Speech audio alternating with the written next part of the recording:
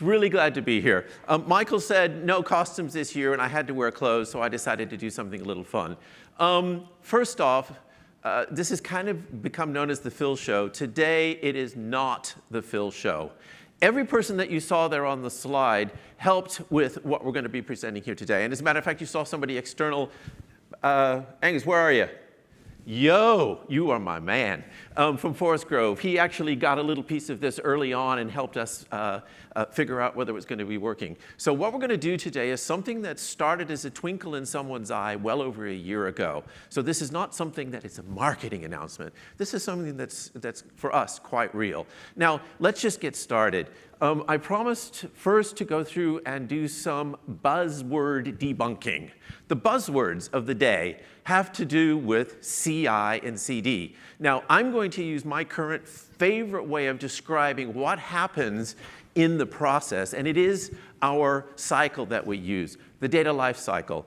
Yes, I could use some of the others, but this one actually breaks it down into what it is, because we have people that create, and we have people that have to then move it into production.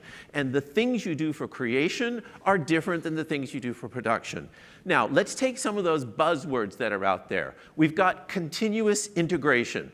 What is continuous integration at the simplest form? Automating the process of creating projects that have everything they need to execute. Now, if you think of it, if you're with a traditional programming language or with Python or with some of the other more legacy packages out there, sometimes that pulling together to package it is very difficult to do. So it is something that's very, very, very important. But in terms of Knime, it's not really necessary, because when you create a working Knime workflow, it is integrated. And we know with all of the Python extensions, like where the fact that we can now bundle the Python environment automatically, all of that sort of continuous integration stuff that you have from some of the programming languages, legacy packages, doesn't exist with Knime. So we're not focusing on that side. We're focusing here. We're focusing on continuous deployment. Sometimes people call it continuous delivery. What is that? That's automating the process of moving projects to production and then monitoring them. That is our focus. And a lot of times when you hear terms like ML ops, DevOps, et cetera, they're focused much more over on the right. But I want to make sure that no matter what your title, we all know what we're talking about. We're over there on the right-hand side of the diagram. Everybody with me so far?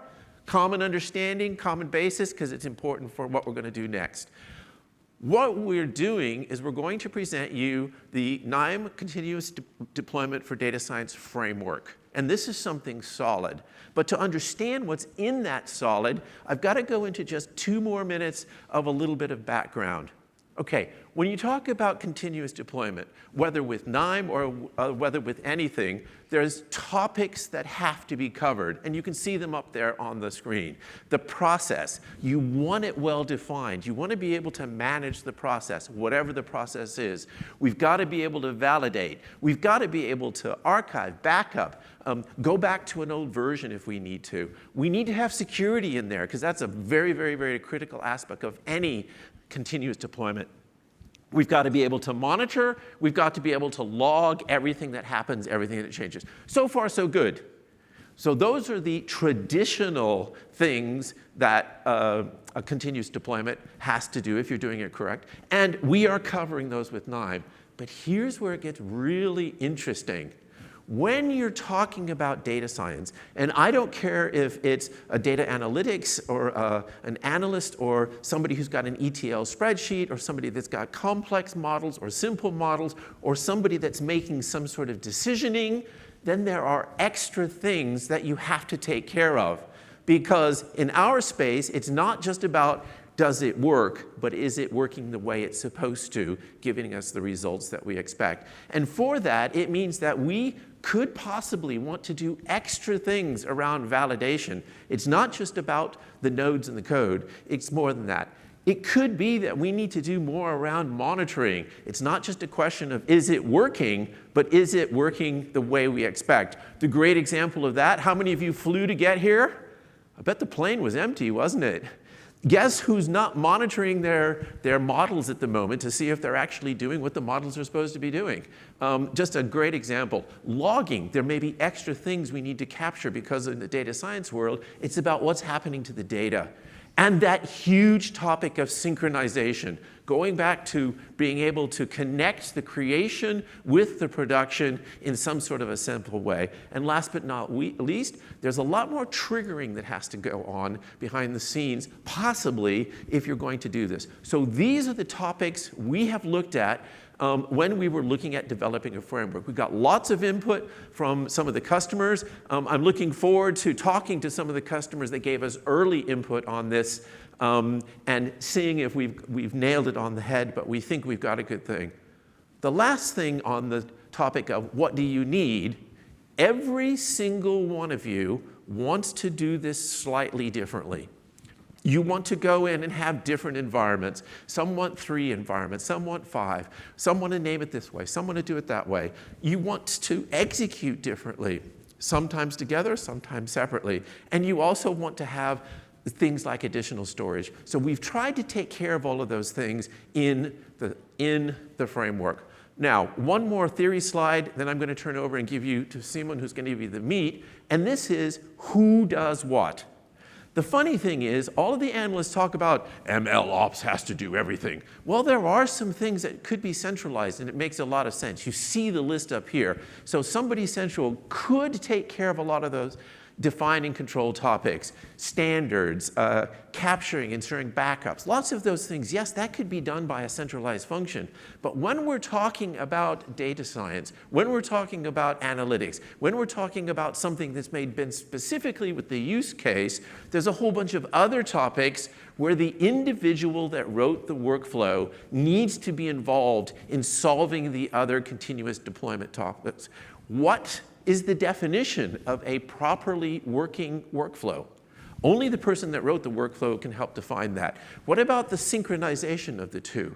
The ML ops person has no clue. What about defining the definition of model accuracy? What about some sort of specific validation around the modeling? Those are the things that have to be done by the data science team or by the specialists who actually wrote the workflows. So we're thinking that best practice in continuous deployment for data science is going to be around having a team taking over the responsibilities that they're best capable of doing it and doing it in a structured way.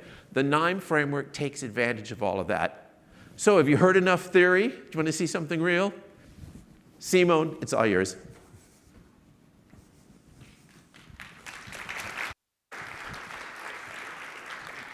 Thank you, Phil, for the introduction. So Knime continuous deployment for data science, or short CDDS, that's how we call our framework, which is supposed to solve all the issues Phil just mentioned. And note that I call it a framework because it's not a coded, packaged software product that you would install and just use as it is. Instead, we build it using our own software. So the Knime MCDS Framework is a set of workflows, components, and data apps, and defines a certain set of environment structures that you can still use as it is. So it works out of the box. You can download and run it. But because it's workflows, it's not a black box. So you can just go ahead, look into the workflows, see what's happening in the background.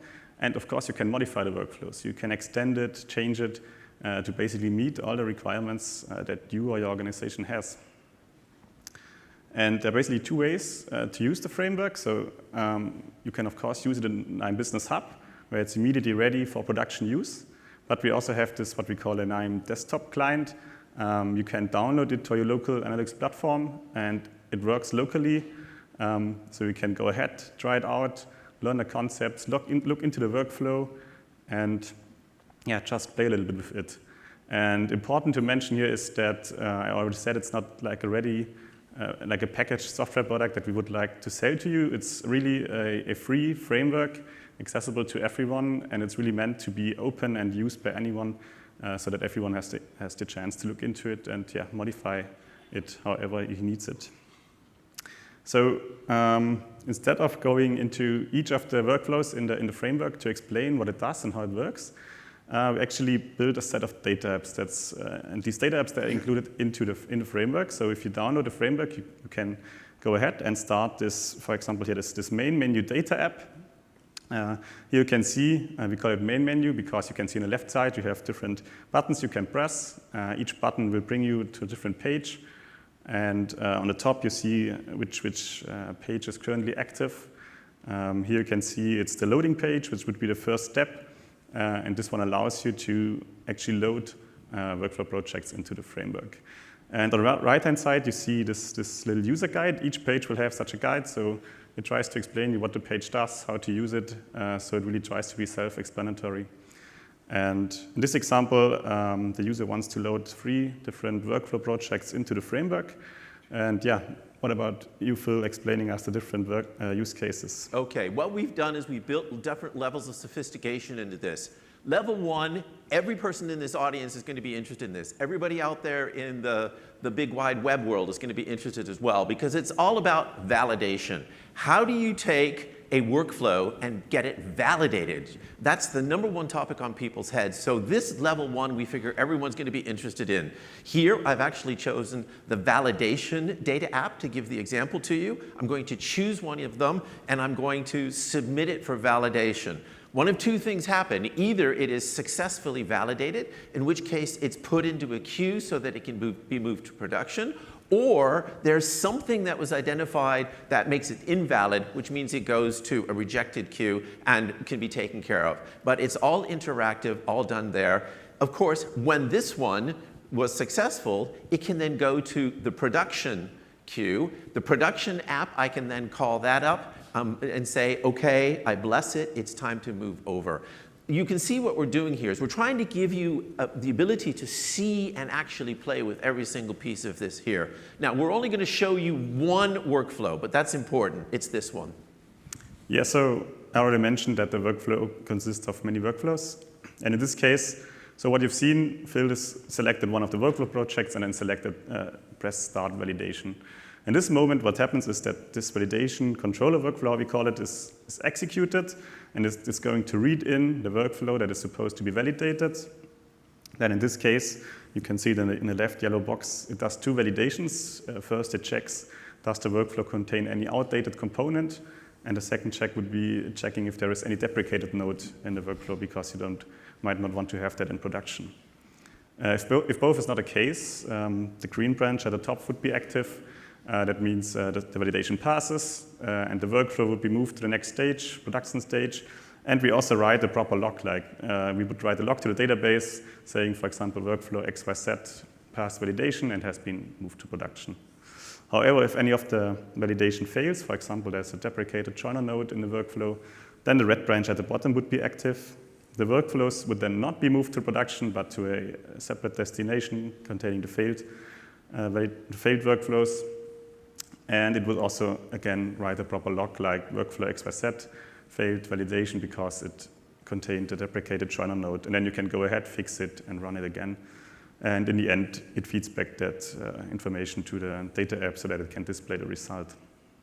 Okay, now the important thing for us here is not that you understand all the nodes, but the fact that this setup, these 4 boxes, keep appearing over and over and over again. Each one has a little different content, particularly in the yellow bit, but the concept I think we're trying to get across here, because that's when we go to level 2 automation. When I want to automatically create a production workflow, it has a model in it, and I want to have my learning workflow automatically create the production workflow in one pass. We all know this is really possible and very powerful in Knime. It's done with integrated deployment, and that's exactly what I'm using here.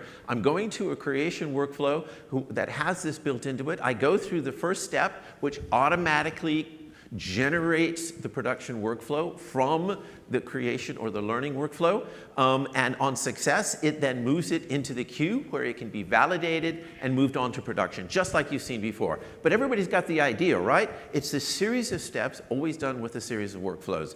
Level 3, this is the one where everybody talks about it. There's not a lot of examples out there, but how do you actually go about monitoring say, a workflow that contains a model? I mean, the workflow is working perfectly, but you want to know, when does the model start changing? When does it start drifting enough? Well, we've built this in such a way that if your workflow also has a monitoring workflow, we can do the exact same thing. We have a data app here, which is monitor. It would show you the workflows that were available to monitor, and you could run them. The monitor then would do something behind the scenes and once again come up with two decisions. Either number one, the model is still within the definition of accuracy that we've given it, or it's out of it for some reason, which automatically triggers a retraining process back in the training environment. So this is very, very powerful. We're not going to go into this anymore, but believe me, this is very, very well documented in documents. Of course, what's happening all the way through here, very important, is the fact that every single step gets logged. Every single step gets monitored. You can see here there's a data app that lets you pick up and manipulate and view and take a look at all of those logged activities. Some pretty good stuff there. Behind the scenes, over to you. Yeah, so we have heard the term environment not quite often, so that we have separation of training, validation, and production environment.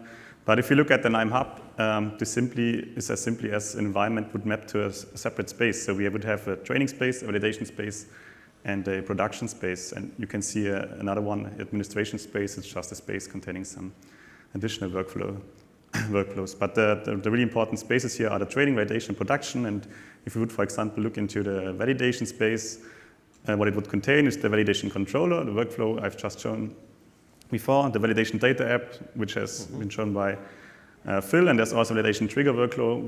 We will come back to that in a second. And there are also two folders, like the queue, which would contain all the workflows lined up for validation, and failed, which would contain all the workflows that failed validation. And this is basically the same or similar structure for the other spaces as well. So the training and the production space would have a similar set of workflows and a similar set of spaces. Okay, so there we have the framework, a very quick overview, lots of documentation available, the 3 levels of sophistication. You don't have to have a model in your workflow. It can just be a normal ETL workflow. It can be any sort of workflow you want. It can go through each of these stages as appropriate. And most importantly, we've got the things built into the, so that you can actually modify all of those different factors on the top. Now,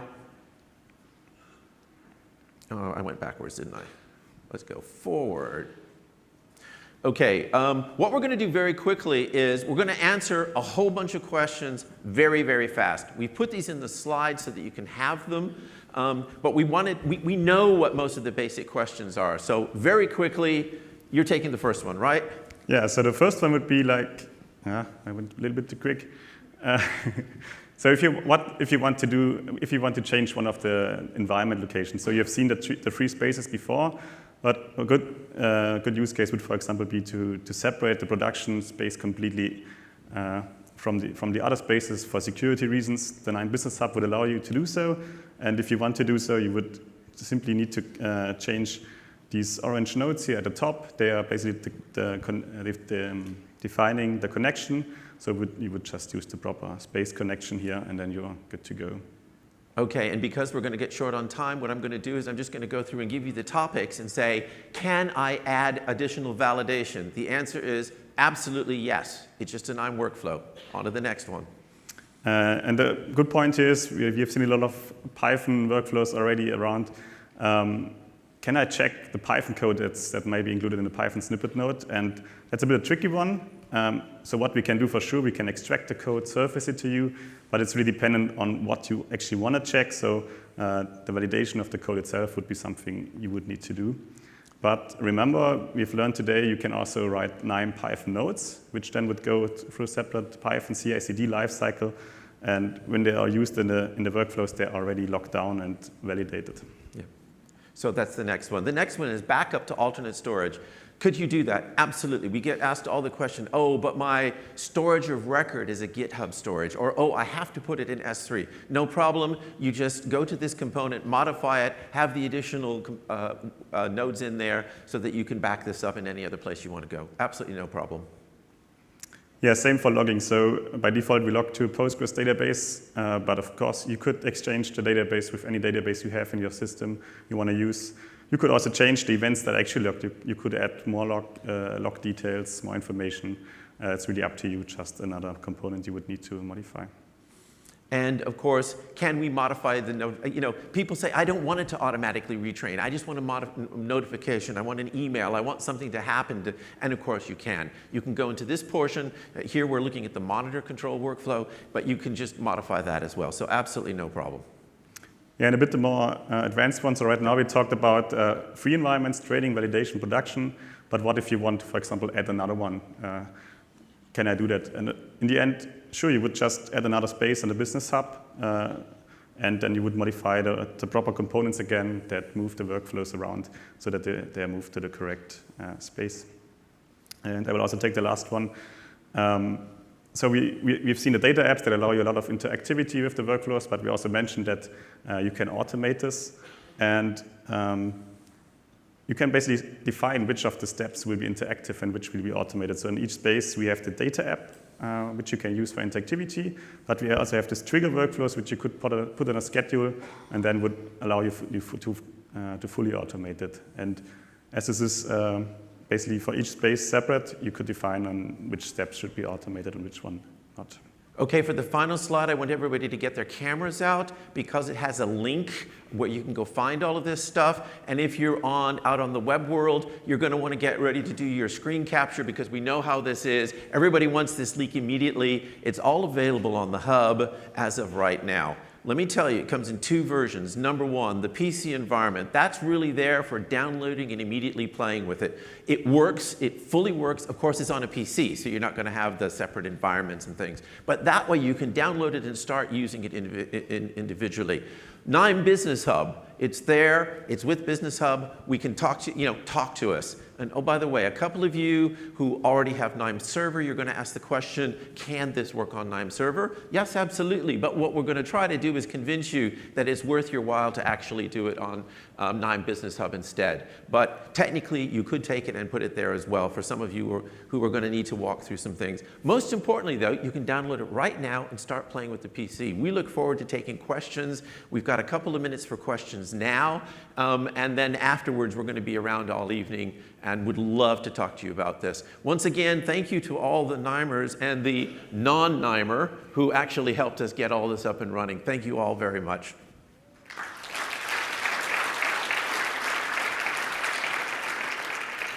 We get to do our own Q&A, so who's got a question for us?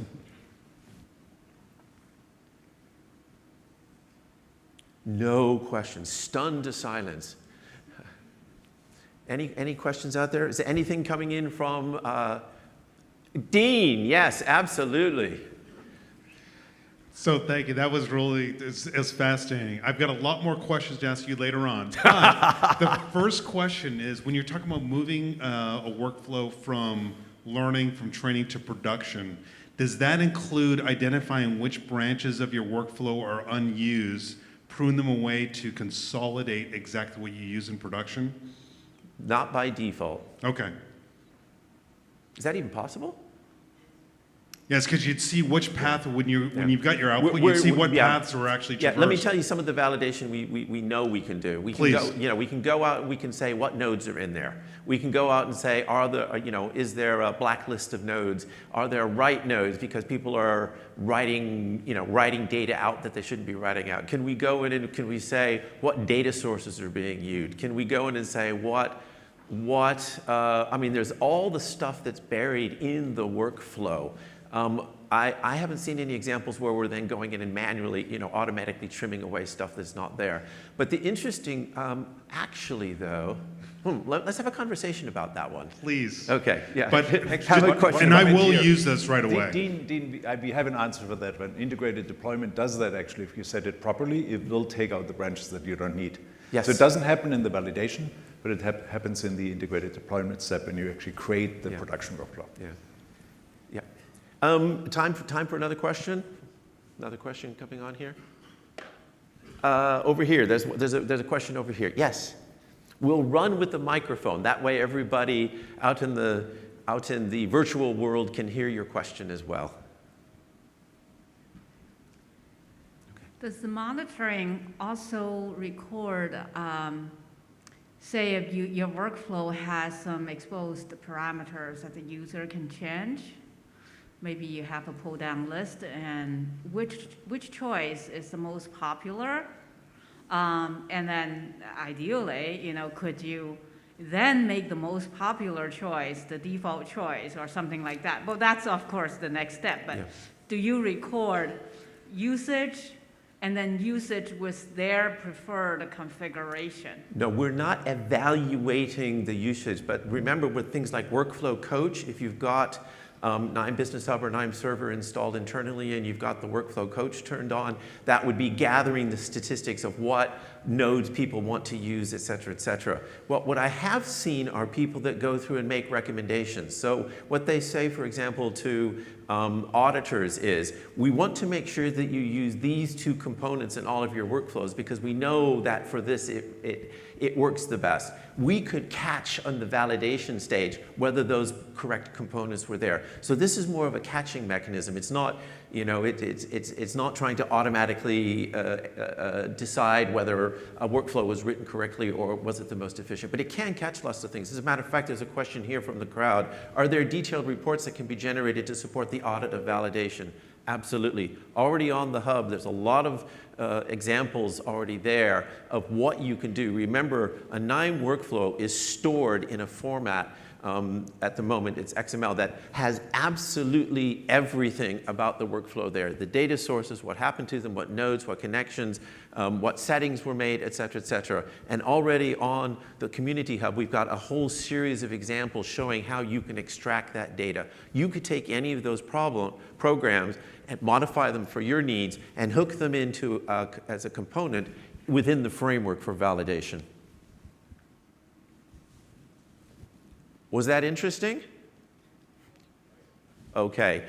In that case, I'm going to give half a minute back to the people so that we can get the next group up here on time. Simon, thank you very much. Thank you for the team. And we'll see you tonight. We'll take lots of questions in. Thank you. Thank you.